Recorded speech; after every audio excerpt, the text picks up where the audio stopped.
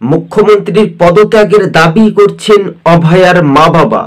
কি বলছেন দর্শক বন্ধুগণ, ভিডিও ফুটেজটি দেখাবো। সবকিছু লুকাচুরি খেলেছে এই রাজ্য সরকার, দায়ী।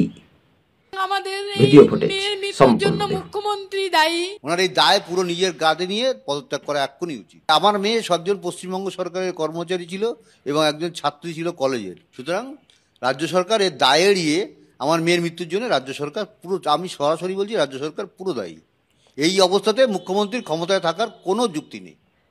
ওনার এই দায় পুরো নিজের গাদে নিয়ে পদত্যাগ করা এক্ষুনি উচিত। আজকে সঞ্জয় যেহেতু উনি যাবজ্জীবন দিয়েছেন, তার বিরুদ্ধে মামলা করতে আবার হাইকোর্টে দৌড়াচ্ছে।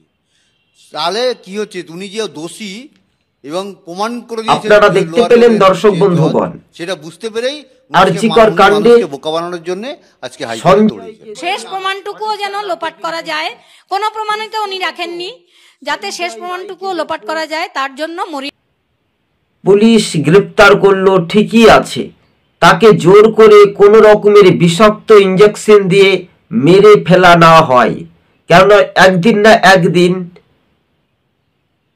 সঠিক খুনিদের আসল চেহারা বের হবেই।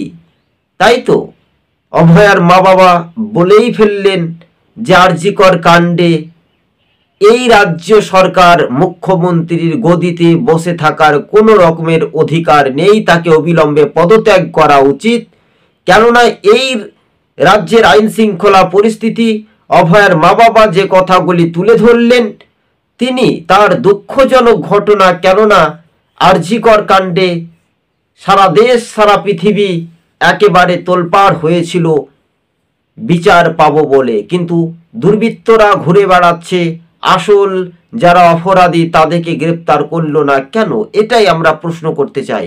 টিভি সকাল ইউটিউব চ্যানেলটি ভালো লাগলে প্রথম থেকে শেষ পর্যন্ত দেখবেন। চ্যানেলে নতুন হলে অবশ্যই সাবস্ক্রাইব।